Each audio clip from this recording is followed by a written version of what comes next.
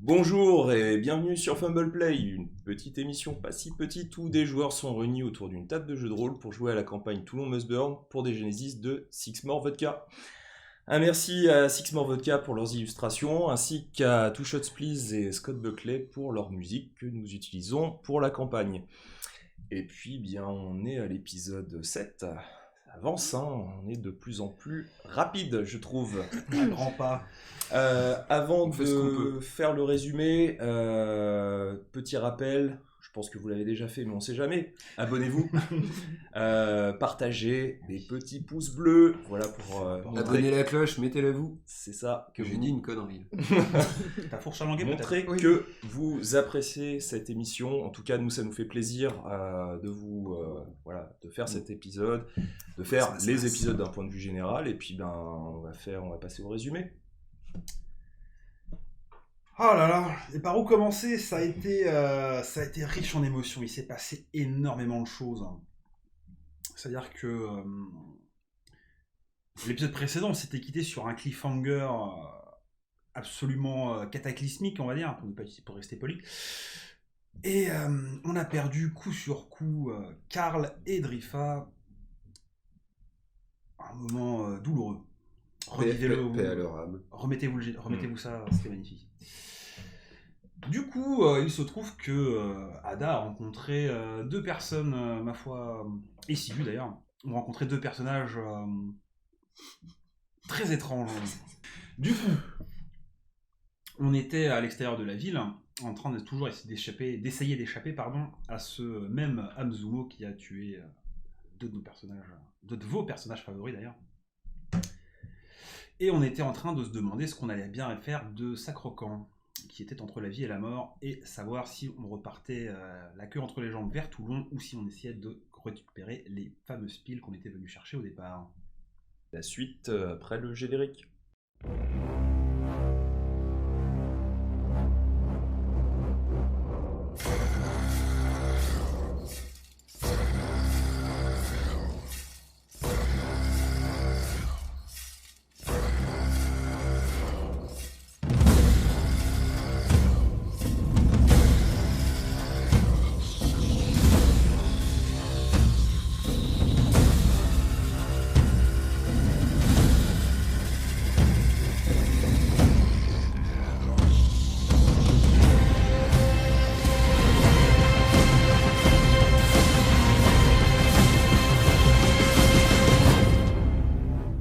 Bien, donc nous nous retrouvons dans dans cette demeure où vous vous retrouviez, donc pièce unique, carrée, 3 mètres sur 3.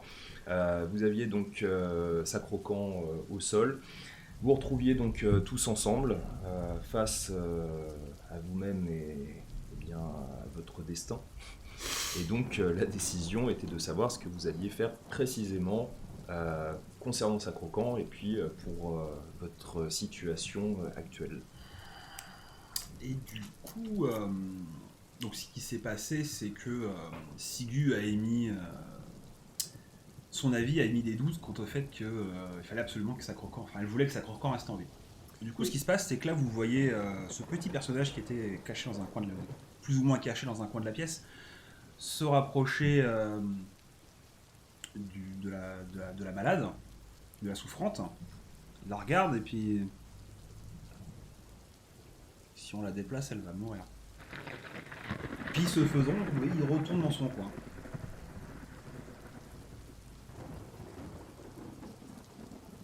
Que faites-vous ?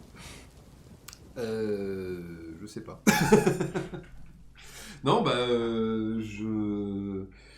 c'est des personnes assez mystérieuses et qui ont des connaissances que je n'ai pas forcément. Du coup, je serais plutôt partant pour faire ce qu'il dit, le petit bonhomme. Moi, je vais essayer de la réveiller, Mais t'as une solution, du coup ? Sacrocan. Ok. Je peux essayer de la soigner. T'essayes, mais tu vois que pour l'instant ça ne fonctionne pas. Je pense qu'essayer de la soigner pourrait être une bonne idée. Mais je te laisse maître de ton... Elle se réveille pas. C'est bien parce que ça te fait plaisir, dit-il en regardant Sigu. Du coup, il s'approche et il va essayer de la soigner. Ok. Eh bien, fais-moi un test Et du coup, moi je l'observe avec beaucoup d'attention, limite devant. d'intellect avec médecine. Alors avant de faire ça, bien sûr, je vais poser mon pistolet à côté de moi. Mhm. Quand même, en le surveillant un petit Mauvaise peu idée. pour être sûr que il me le vole pas. Ouais, Alors D'accord. du coup, on disait intellect plus médecine. c'est ça. Alors 2, 4 et 1.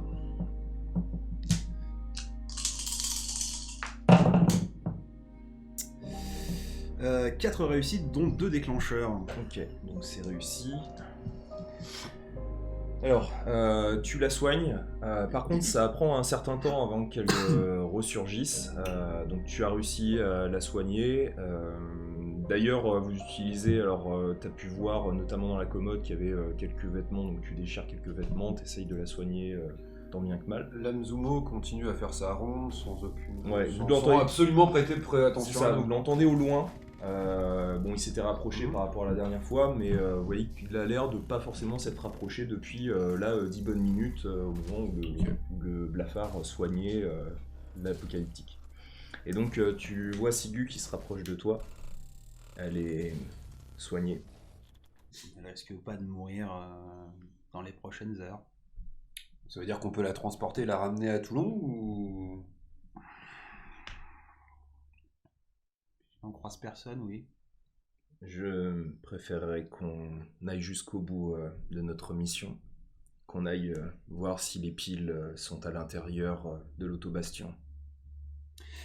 Du coup, là, est-ce que je sais dans combien de temps elle va se réveiller à peu près, sa croquante? Au moins dans 30 bonnes minutes. Elle va se réveiller d'ici 30 minutes. Eh bien, soit on attend, soit on y va. Petite question du coup, on arrive à définir combien de temps? Parce que du coup, je suppose qu'on entend le son de l'Amzumo s'éloigner et revenir. Non, en fait, il Non. a l'air d'être toujours dans la même zone. Donc Soit il fait du moonwalk. soit il se déplace continuellement en faisant toujours un aller-retour, mais en tout cas, vous l'entendez toujours dans la même zone. Et dans quelle zone à peu près? Sur la partie, vous êtes sur la partie, on avait dit gauche, donc lui se trouve sur la partie L'inverse. droite. Ok, donc absolument pas là où il y a l'autobastion. Non. Ok. 30 minutes. Soit on attend qu'elle se réveille, soit on va directement chercher les piles, puis là je regarde Silu. Mhm. On peut pas la laisser comme ça, elle va avoir peur en se réveillant. Tu vas pas rester tout seul, non? Pourquoi je resterai avec elle? Je sais pas, parce que du coup, quand on aura passé la porte, tu vas essayer de te barrer? Voilà. Si c'est simplement 30 minutes, on peut attendre et puis voir ce qu'elle a à nous dire et ensuite aller à l'autobastion. Ça toute façon, on n'est éviterait pas peut-être pressé. de fouiller si elle nous dit directement où sont les piles. Personnellement, je suis pas pressé par le temps. Eh bien, parfait. Attendons alors. Mhm. Moi, je me mets devant la porte quand même pour observer. Mhm. Ok, donc tu vois Silu qui, elle, se met sur le côté. Tu sens qu'elle a encore une douleur au niveau de l'épaule. Elle se colle contre le sol et tu vois qu'elle te regarde fixement. Du coup, il est assis sur ses talons. Donc, pour ceux qui ont regardé Death Note, il est assis comme elle, ou Ouais, comme d'accord. Futaba pour ceux qui ont joué à Persona 5. Il est assis comme ça dans un coin. Mhm. Et, C'est-à-dire sur ses pieds un petit peu. Ouais, sur ses pieds, ouais. il a les genoux au niveau du menton, Mhm. il a les mains posées sur les genoux, son regard va d'un bout de la pièce à Sigu, D'accord. de façon un peu étrange. Donc moi, je vois Sigu mal en point comme ça. Mhm. Je me tourne vers toi et je te dis est-ce que tu pourrais faire la même chose pour mon ami?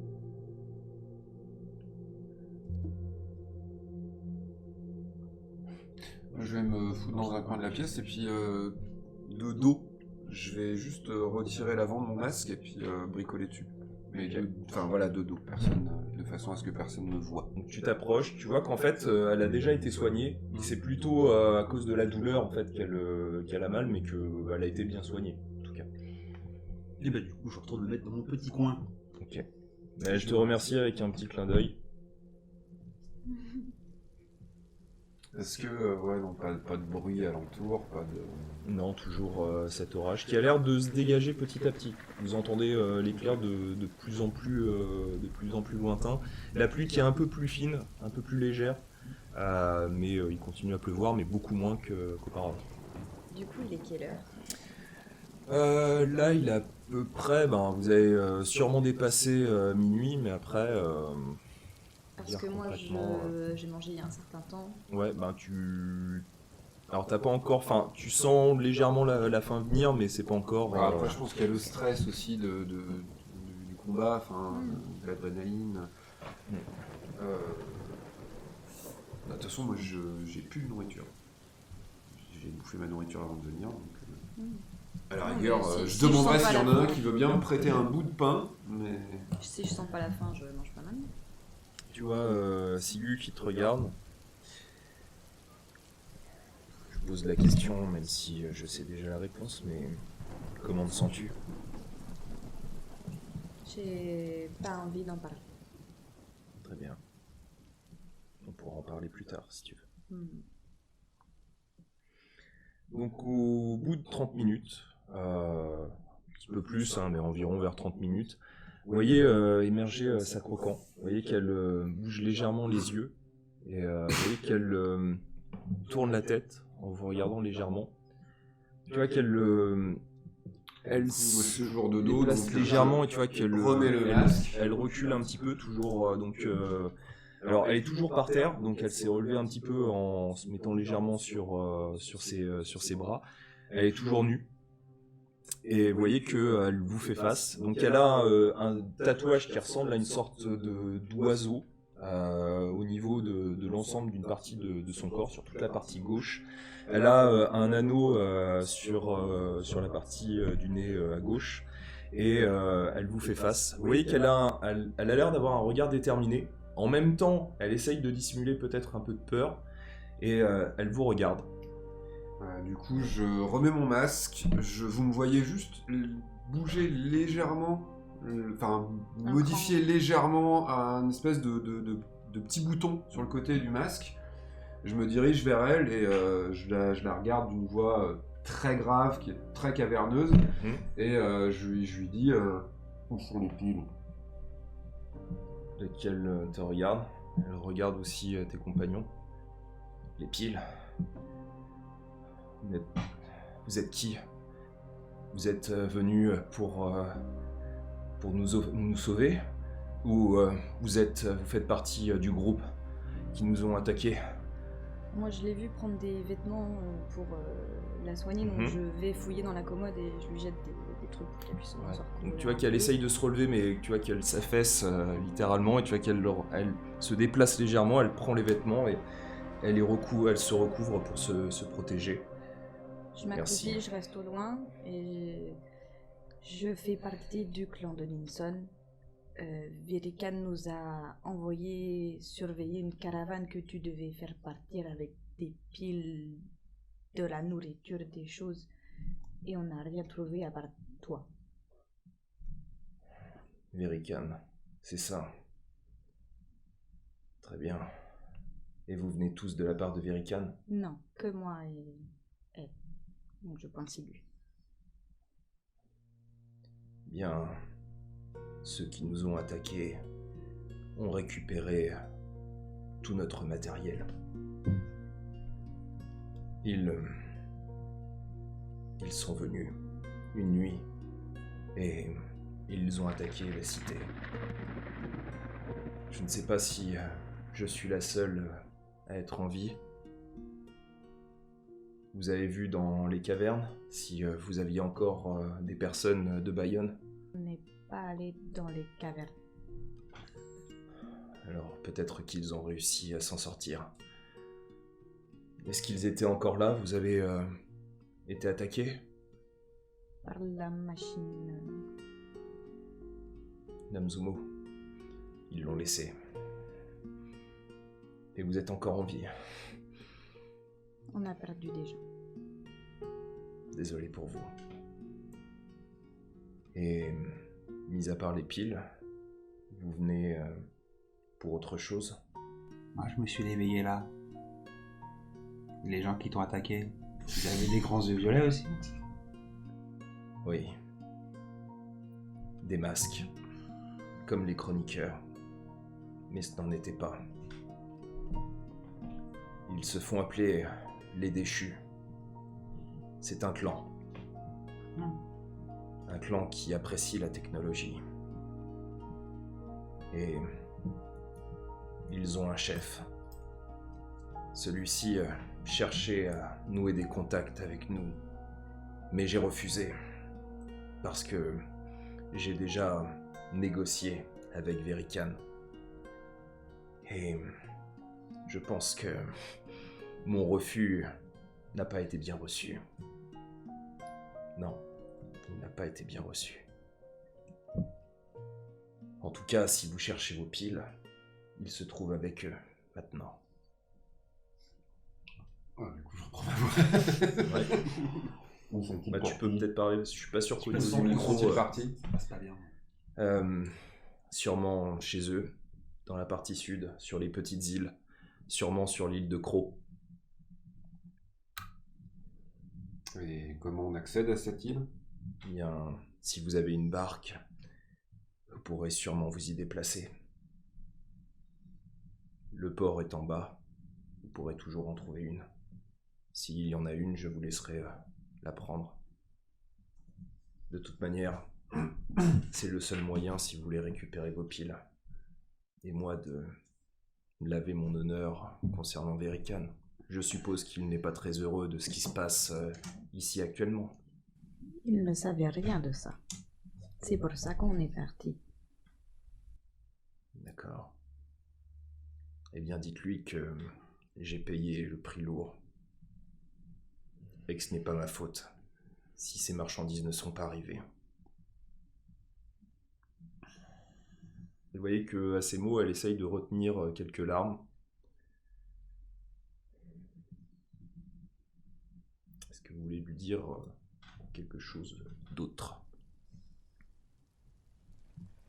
Non, moi je garde le silence. Ok. J'ai les informations qui m'intéressent, je sais où sont les piles. Donc, Tu vas faire quoi maintenant? Voir dans les cavernes si mes hommes, les membres du village, enfin de la cité, sont encore là. Et si c'est le cas, eh bien, rétablir mon camp. Les déchus n'auront pas Bayonne. Et s'il faut qu'on élimine cette machine et tous ceux qui reviendront, nous le ferons. Maintenant, nous sommes préparés, nous savons ce qu'ils ont en armement. Et croyez-moi, ils ne nous auront pas deux fois. Ils ne m'auront pas deux fois.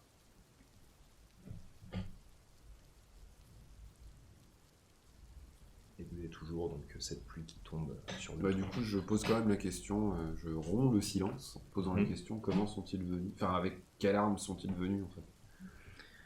Ils sont venus avec des brise-marées. Donc vous savez que les brise-marées, c'est des sortes de, de grandes barques à moteur, donc qui sont souvent bien protégées.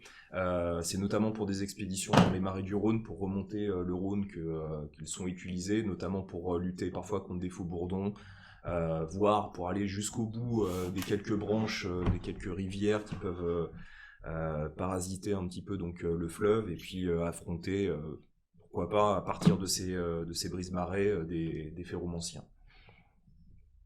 Et ils étaient nombreux. Ils ont emmené avec eux un Namzumo. Ils avaient avec eux un Namzumo.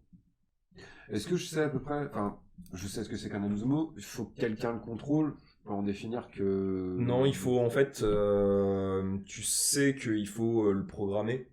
Ouais. Et une fois que c'est programmé... Et de toute façon, quelle que soit la portée de la personne qui l'a programmé, il y a toujours... Après, il est actif, il fait son code en fait, donc l'action qui lui a été commandée.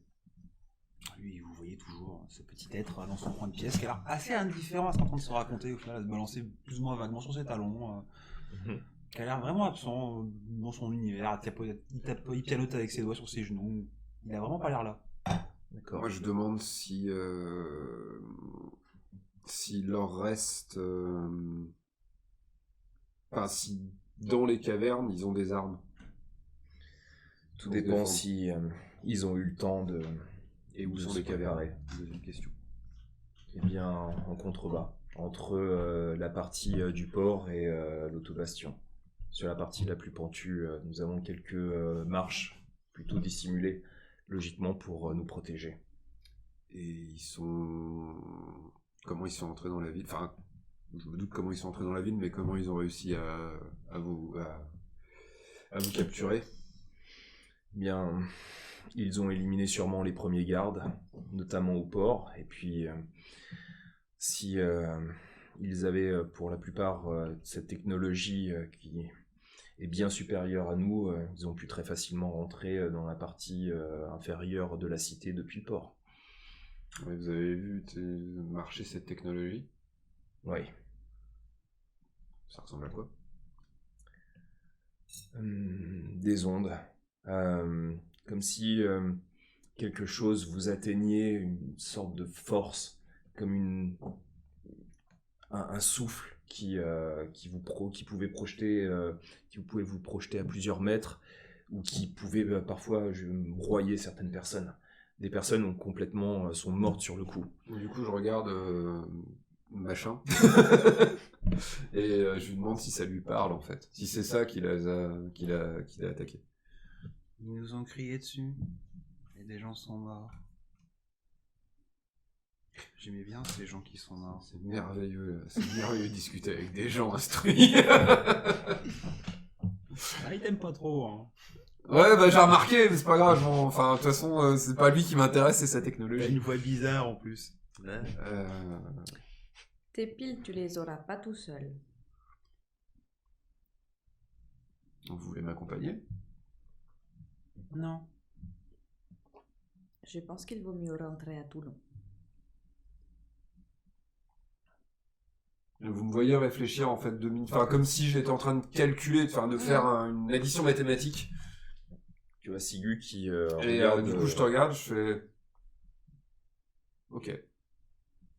Enfin je te regarde. Oui, je tourne ma tête vers toi. Ok. Tu vois Sigu qui regarde Sacrocan. Ils étaient nombreux, c'est cela. Donc Sacrocan... Enfin, vous avez Sacrocan qui la regarde. Au moins une quinzaine d'hommes. Avec des armes. Et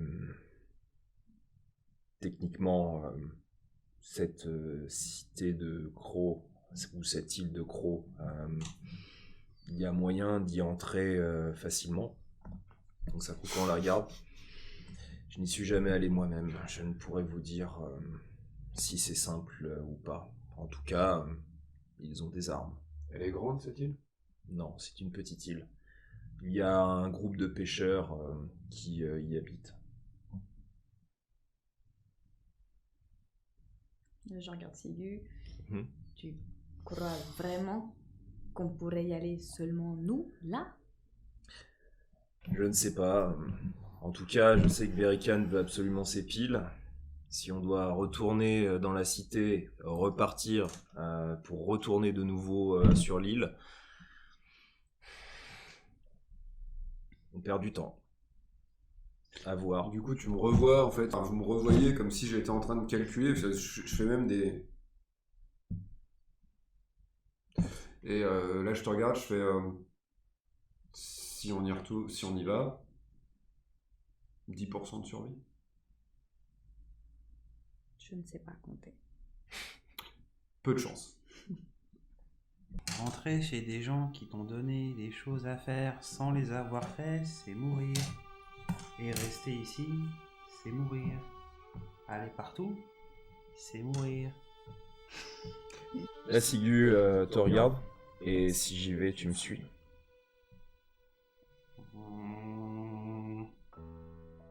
Être tout seul, c'est mourir.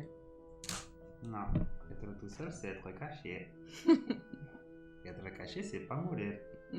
Mais comme tu l'as vu, toi-même, quand on est seul parfois, on peut tomber sur de mauvaises choses, et personne ne peut t'aider. Bon, d'accord. Ada, Qu'est-ce que tu veux faire pour Sacrocan déjà? donc elle regarde Sacrocan. Si ton peuple se trouve dans les cavernes, tu vois, Sacro-Crank qui vous regarde, bien, on essaye de reconstruire. On l'a toujours fait, on est des apocalyptiques. Tu as ta réponse. Tu la laisses y aller toute seule? On peut voir avec elle. Si il y a des gens dans les cavernes, eh bien, elle ne sera pas toute seule.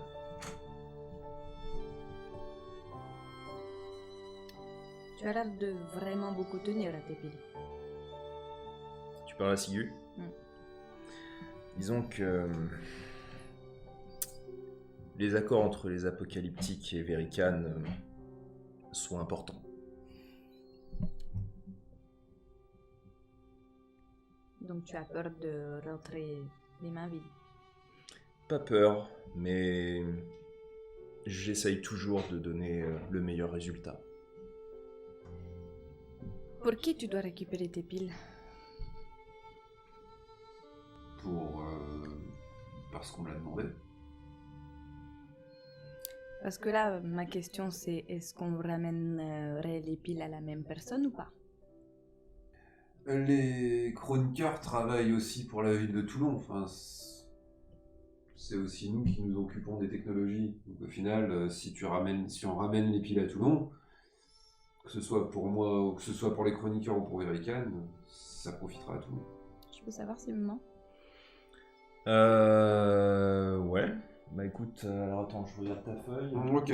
Il faut quoi? C'est de la ruse ou de la tromperie? Ou de la persuasion, ruse. elle peut pas savoir, donc c'est pour ça. Lance-moi 4 dés. Et toi, fais-moi un test d'empathie avec instinct. Et pendant ce temps, je vois Sacro-Crank de s'agiter et... Si les longs cheveux ils bougent trop, ils vont gâcher mon travail. 4 réussites dans un déclencheur.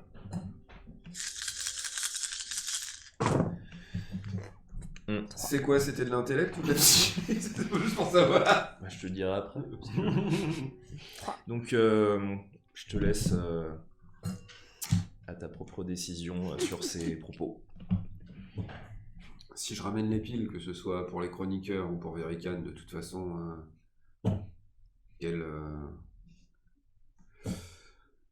qu'est-ce que tu y gagnes? Moi rien. Moi rien du tout. La ville sera couverte en énergie. Ton clan aura ce qu'il faut, ce dont il a besoin, si tant est qu'il ait des besoins. Et tu feras juste plaisir à Verican. Si je les ramène et que je les donne aux chroniqueurs, la ville aura ce qu'elle a besoin. Ton clan n'a pas plus besoin que ça. Et moi, je fais que les donner aux personnes à qui j'ai besoin de les donner. Dans les deux cas, t'es gagnant. Je veux juste m'assurer que Verican sache que les piles soient à Toulon. Les piles seront arrivées et les machines pourront repartir. Je regarde Sacro-Crank. C'est à combien de temps? L'île de Croc, à peu près 2 jours. Faut s'enfoncer dans les marais? Non, c'est dans la partie sud. Donc vous êtes sur les toutes petites îles qui composent la sortie, ce qu'on appelle le delta du Rhône. Il y a des dangers sur la route? Bien, seulement si les pêcheurs vous voient d'un mauvais œil. Maintenant, si vous y allez en tant qu'amis, il ne devrait pas y avoir de problème.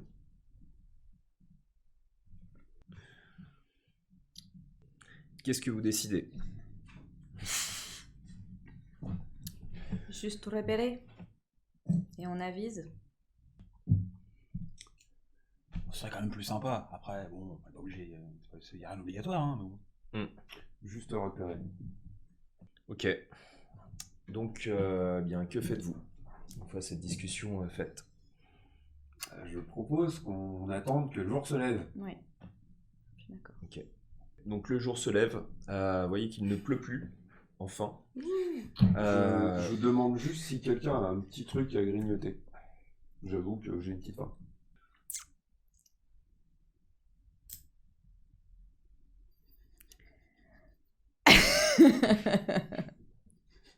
On est toujours à côté du cadavre de... Non, non. Non, Là, on est vous êtes loin, dans une autre on est pièce. loin. De Drifa, non? Bon, de toute façon, je vais me sortir à manger, donc je lui jette un truc. Tu veux?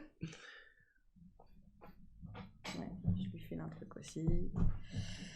Du coup, moi, je prends se met et dans son du coup, je tire sur le masque de façon à le ramener et je mange comme ça. Hein. Je cache mon visage. Bref. Ça marche. Donc, vous mangez. C'est toujours le matin. Et vous avez donc un beau ciel bleu. Et vous n'entendez pas l'Amzumo.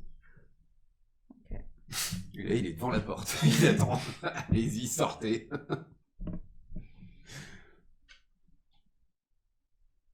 Moi, je propose d'y aller. Hein.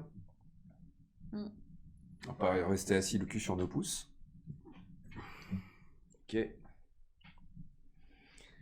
Donc, Oui, change de feuille. Oh merde. Grosse passion. Eh ben, Putain. donc que faites-vous? Bon, on se dirige vers l'île de Croc, elle nous a indiqué. Elle a dit vers le sud. Ouais, c'est super bonne direction. Ah si, moi je sais. Ouais, vas-y. Donc, dans le sud, il faut prendre forcément le port, parce que là, vous êtes vraiment à la pointe sud. Ouais, donc du coup, on va prendre un brise-marée et on va. Alors, il n'y a que des barques, pour le coup. prendre une barque. On va prendre une barque. Ok. Donc, sachant que Sigu, elle, de son côté, a amené sa croquant vers les cavernes. Donc, vous voyez qu'en fait, il fallait descendre le pic. Vous allez longer vers le port. Et en fait, vous voyez... Alors, c'est assez difficile à voir quand on le voit d'en haut. Mais maintenant que vous avez des personnes qui sont présentes, vous voyez qu'en fait, il y a comme des sortes d'escaliers, mais vraiment très proches du pic, hein, vraiment collés quasiment à la falaise. Vous voyez en fait des passages, des escaliers qui ont été taillés dans la roche et qui permettent d'accéder à des toutes petites fentes dans lesquelles s'engouffrent Sacrocan et Sigu. Et au bout de bien 20 minutes, vous voyez Sigu ressortir et redescendre dans votre direction. Pendant ces 20 On minutes, peut prendre un peu de bouffe au passage. De toute façon, dans les lieux où vous avez pu passer, il n'y avait pas de nourriture. alors du coup, pendant ces 20 minutes, quelle est la barque qui a l'air d'être en moins mauvais état, qui a le plus de chances d'arriver à bon port et de revenir? Eh bien, fais un test. T'as combien en survie instinct? Survie instinct 4. Ouais, tu vois que celle qui est alors pas carrément pile en milieu, mais il y a à peu près 8 barques de différentes tailles, hein, plus ou moins larges. Tu vois que la troisième, en partant de la gauche, a l'air d'être la plus résistante. Vous le voyez se diriger vers cette barque-là et s'installer dedans. Je suppose qu'il y a un banc au milieu, il se pose dessus, toujours dans cette même pose, assis sur ses talons, sur ses pointes de pied et ses talons, les mains sur les genoux. Pas bouger. Il n'y a plus aucun bruit de l'Amzumo, enfin genre Non. Il est éteint quoi. En tout cas, vous l'avez pas vu quand vous étiez redescendu par la voie principale pour accéder vers le port. Et Du coup, je demande à vous avez Sigu pas s'il est entendu. possible d'obtenir quelques bribes de nourriture. Oui, il faut que je remonte dans ce cas-là. Si vous avez encore une bonne demi-heure. J'ai dit, on Ok. n'est pas forcément pressé par le temps. Donc elle est repartie, donc ça prend grosso modo bien 45 minutes, le temps qu'elle revienne après, et donc elle vous donne chacun 5 jours de ration. Ok. Merci. Est-ce que vous embarquez sur la barque? Je me fie à machin. Je vais t'appeler machin tout le long de la partie. Elle me paraît assez solide pour nous 4 en tout cas. Ouais. Il y a même de la place, c'est pas la plus grande, mais il y a au moins de la place pour 8 personnes. C'est quoi comme système? C'est motorisé ou il y a Non, c'est à la rame? C'est à la rame. Ok, merveilleux. J'en prends une, tu prends l'autre. Puisqu'il le faut. Ok. Vous avez combien en agilité plus navigabilité? 3. C'est pas plus. Ok. 2. Ouais, donc c'est suffisant. De toute façon, la mer est pas agitée. Hein. Ouais. Là, Non mais c'est au calme. retour que ça va être rigolo. C'est jamais. Ça sera peut-être calme et agréable. La croisière s'amuse, tout ça. Voilà, Les exactement. cocktails. Donc, je vois mon regard circonspect. Oui. Tu me connais bien mal. Donc, vous partez vers le sud, donc à la rame. Donc, un effort intense, surtout pour toi. Ah oui. Donc, tu sens. Vraiment, D'ailleurs, vous avez combien en vigueur plus physique 5. C'est-à-dire Tu vas peut-être avoir le mal de mer. Ouais, c'est ça. C'est-à-dire que pour toi, ça tangue un peu trop, quoi. T'es là. Alors, pour l'instant, ça va parce que c'est quand même calme, donc t'arrives à te déplacer, mais tu sens que c'est pas très loin. Donc, ça arrive à peu près au milieu de la gorge. T'as les dents du Ouais, fond qui baignent. donc tu sens, mais voilà, tu te déplaces. Vous le voyez pas parce qu'il est devant, donc de dos, puis de toute façon il est très pâle déjà de nature. Mais il est pas le vert là. voilà. Mais tu sens qu'il qu'il est en train de reprendre les couleurs. de temps en temps, il Cramponne. se maintient un petit peu sur le côté de temps en temps. Et puis vous voguez comme ça pendant 2 bons jours. Donc vous arrêtez, dans la nuit vous voyez les étoiles scintiller, vous avez vraiment une vue sur le ciel, cette fois-ci sans nuages, donc calme, frais, il fait toujours aussi froid, vous êtes toujours au mois de février, c'est un peu plus intense, et puis vous passez comme ça 2 jours, donc je vais laisser retirer ouais. Du coup, Est-ce que vous aviez de l'eau? Oui. Ouais. J'avais 2 litres. Ok. Du coup, Hein Pas Sigu qui avait un fait. Ouais, C'est donc mieux, justement elle peut Excusez-moi. prendre l'eau de mer. oui, pour elle peut nous filtrer. filtrer l'eau de mer pour avoir un peu de flotte. Ouais. Et en fait, plus vous avancez vers le sud, plus vous voyez que au niveau du Nil, alors il y a plus vous avancez, plus vous voyez en fait des sortes de chapes d'îles comme ça, une sorte d'archipel comme ça, de petites îles plus ou moins larges, plus ou moins importantes. Et sur l'une d'elles, l'une des plus imposantes, plus vous avancez, plus vous la voyez s'élargir, et plus vous avancez au niveau du ciel, plus vous voyez des nuages chargés, mais chargés d'électricité. Vous voyez que c'est des nuages presque violacés, et vous voyez comme des éclairs de temps en temps qui scintillent, donc, et qui a l'air de partir d'un point et s'élargir donc vers le centre, vers tout ce qui est vers la périphérie en fait de ces nuages, et qui ont l'air vraiment d'être compacts et pas du tout naturels. Autant quand il pleuvait, vous sentiez que c'était gris, sombre. Là, vous avez l'impression de quelque chose de compact, et la couleur est très étrange. Elle est vraiment violacée, sombre, mais il y a quelque chose d'étrange même dans les éclairs. Du coup, je vais me poser une question. Enfin, je sais pas, est-ce que ça me parle? En légion d'intellect, t'as combien? 4. Fais-moi un test. J'ai un déclencheur automatique. Yes, toujours. 3 et un déclencheur. Ok. Enfin, 3, 4 du coup. Donc 4 avec un déclencheur. 3 avec un déclencheur. En fait, ça te dit rien du tout. Donc là, pour le coup, t'as jamais vu ça. C'est vraiment quelque chose de totalement étrange pour toi, même pour toi, quoi, pour le coup. C'est vraiment. Et je suis habitué à l'étrange et au bizarre. Voilà. Et là, pour le coup, la technologie, tu t'y connais, et pour le coup, ça te dit vraiment rien. Est-ce qu'il y a une île autour de l'île qui a l'air d'être pas abandonnée, mais genre un caillou rocheux Ouais, il qui y en peut a servir quelques-uns, de point de surveillance? Où on puisse être à couvert quand même. À planquer. Ouais. Alors, sachant que l'île où se trouve donc ces éclairs, si vous voyez l'île, si on devait faire assez large, elle fait peut-être bien 5 bons kilomètres carrés, hein. C'est quand même une belle île quand même. Le nuage, si je devais faire un parallèle, donc l'île est là, le nuage est un petit peu en décalé très concentré sur une zone bien précise de l'île. Voilà. Et vous voyez, plus vous avancez, plus vous voyez en fait à l'entrée de cette île, enfin à l'entrée sur la face qui est en direction donc de votre barque, vous pouvez voir des habitations une sorte de village d'à peu près. Alors plus vous avancez, plus vous commencez à discerner un petit peu les gens. Vous voyez qu'ils sont habillés très simplement. Ils sont construits, alors leur village est un peu construit sur pilotis, sur 3 niveaux. Vous voyez qu'il y a différents niveaux, il y a des passerelles, il y a des escaliers, vous avez parfois des échelles pour accéder. Vous voyez que tout est fait en bois, en rondins de bois. Et vous les voyez qui sont habillés vraiment très simplement, des chemises peut-être en lin, un peu entr'ouvertes malgré le froid. Vous voyez qu'ils sont tous assez blonds ou châtains clairs. Ils ont tous pour les hommes une barbe très bien travaillée avec des sortes de petites boucles qui fait tout le pourtour de leur barbe. Et les femmes qui ont le crâne entièrement rasé. Et donc vous les voyez se déplacer. Ils n'ont pas l'air de faire du tout attention à vous, en tout cas. Et vous avez toujours ce ciel bleu, et puis au loin, bien plus éloigné, ces nuages vraiment denses, et puis ces éclairs bleutés qui partent de temps en temps au niveau d'un centre bien précis de l'île. Donc ma question est toujours la suivante, que faites-vous ? Est-ce qu'on tente de s'approcher, d'aller jusqu'au village ? Enfin... Je sais pas si c'est une bonne idée au final.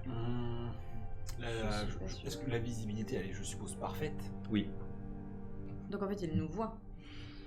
Bah, si on les voit, Si oui, possible. potentiellement, ils nous voient. En tout cas, oui, vous les voyez, donc potentiellement ils peuvent vous voir. Soit on va chez eux, soit on va sur notre île. Les habitations, là, elles font... Mhm. Elles ont l'air d'être sur un côté de l'île, ou elles font plus ou moins le tour ? Juste un côté. Et on arrive du côté... Enfin, on arrive... En fait, c'est comme si... On arrive face au village, ou on arrive... Non, vous arrivez côté, quasiment quoi. face au village. C'est-à-dire que vraiment, si c'est peut-être reconstruit après, d'un point de vue stratégie, c'est peut-être construit pour faire une communication entre finalement le littoral et l'île. Oui, bien sûr. Ce qui permettrait d'expliquer pourquoi c'est des pêcheurs. Peut-être qu'il y a un commerce qui se fait...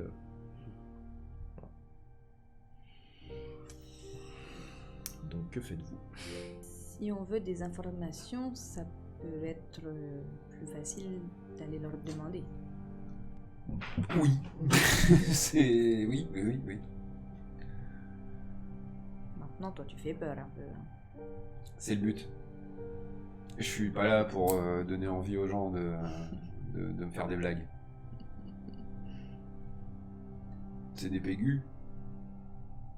Putain, ça a l'air d'être des pégus, donc clairement, je leur montre ma gueule, 3-4 éclairs, et puis normalement, c'est réglé. Je sais pas s'ils ont l'habitude de voir les gens d'en face, là, avec leurs yeux violets et tout ça. Tu leur fais pas peur, en fait. Tu peux faire peur à d'autres gens, mais pas eux. On peut essayer d'aller voir. Tu peux rendre tes yeux violets ?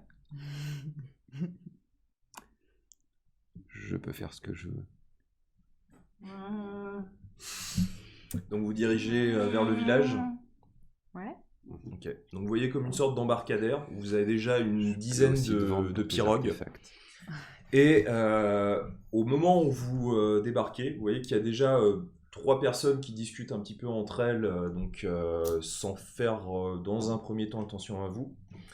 Et au moment en fait, où vous arrivez, vous êtes à peu près à une dizaine de mètres, vous voyez que l'une des femmes, donc avec ce crâne rasé, et des boucles d'oreilles qui font le pourtour de l'oreille gauche, elle te regarde, et tu vois que d'un coup elle est tétanisée, et elle hurle « Un déchu ! Un déchu !» Et tu vois que les 2 autres se retournent, et tu vois qu'ils partent tous les 3 dans la direction d'un escalier qui permet d'accéder à la partie supérieure du village. Ok. Donc que faites-vous ? Je reste là pour l'instant. Elle a commencé à hurler, la dame, au moment où elle a commencé à hurler, moi je me suis jeté dans des filets de pêche. Je me suis caché. J'attends quelques secondes, parce que du coup, je sais pas comment... le village est fait comme s'il était fortifié ou... Non, en fait, il n'y a aucune fortification. Il est vraiment très très simple. C'est plutôt des habitations dans un premier temps sur pilotis, vraiment qui bordent, qui rongent un petit peu donc, la partie de l'eau sur bien 5 mètres. Et puis après, ça s'élève, même sur la partie qui est en avant sur l'eau, tu as un premier niveau. Un petit peu en retrait sur la partie de la terre, tu as toujours donc, des parties sur pilotis sur un 3e niveau. Enfin bref, on a l'impression d'avoir un amalgame, mais sans du tout aucune protection. Alors, du coup, j'attends quelques secondes, juste le temps de voir si jamais je vois des armes apparaître, une défense apparaître aux fenêtres des bâtiments. Ada, que fais-tu Moi, je descends du bateau, je lève les mains, Donc vous arrivez jusqu'à l'embarcadère. Bah, tu fais ce que tu veux, hein. Tu lèves les armes, tu lèves les mains. Oui. Moi, je suis caché. Ok, mais tout en avançant donc en direction de l'embarcadère. Bah, moi, j'ai lâché les rames, hein. Ouais. Du coup, c'est Okay. enfin, Oui, sais voilà, pas, c'est à la ça. rigueur, on va Ok. faire ça. Donc, ça traîne très légèrement. Et vous voyez en fait 10 minutes plus tard, donc vous voyez que votre bateau commence à arriver et tape légèrement contre l'embarcadère. Vous voyez arriver une dizaine d'hommes avec des pics et vous voyez qui s'approchent dans votre direction, qui sont là en train de vous pointer avec des pics. Alors, du coup, je pousse le vocodeur, enfin, pas le vocodeur, mais je pousse l'amplificateur à un certain volume de façon à ce que tout le monde m'entende. Et je leur demande s'ils ont déjà vu venir des déchus, merci. Tout seul. Il y en a un qui te regarde, donc très blond, presque délavé, avec sa barbe qui est beaucoup plus longue que les autres, qui te regarde. Non, mais vous leur ressemblez, vous êtes un déchu. Décrivez-moi les déchus. Ils sont comme vous. Ah oui, bah alors ça c'est vraiment une bonne description. Décrivez-moi ça un petit peu. Ils ont des masques. Ouais. Comme vous. Regardez-moi. Moi, j'ai pas de masque. C'est ça Croquant qui nous envoie. Fais un test de charisme avec expression.